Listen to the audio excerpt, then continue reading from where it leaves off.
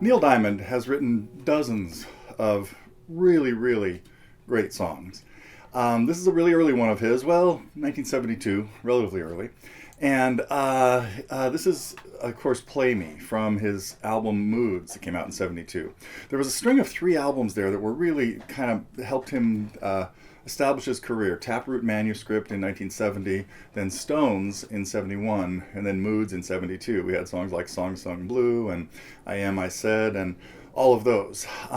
Anyhow, great tunes from Neil Diamond. And anyway, and so we had one of my students was working on this recently, and I'd kind of forgotten about this song. This is, of course, Play Me. And I was listening to that picking in the beginning. I said, what a nice little arpeggio.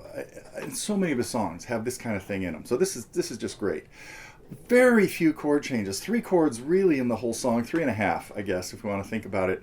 And a really regular pattern with just a couple little passes. Every once in a while we'll hear something like this. A little walk up. Going to a small little F chord. Now I'm capoed at the 2nd fret to put us in the key of D, but the song is in the key of, he's thinking in the key of C. And what that allows us to do is play a C chord, and what's different about a C shape as opposed to a D shape is that on the lowest 2 strings we have the root on the 5th string and the 3rd on the 4th string right next to it. Now that makes it really easy to play a sus4 chord by raising that E to an F. And that's all that's going on here.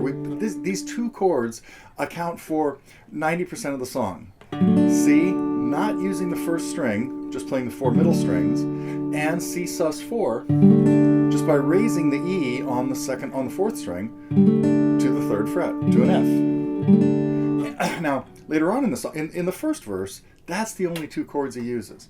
But by the time he gets into the 2nd verse, it gets a little thicker, and he substitutes that C sus4 with a full F chord,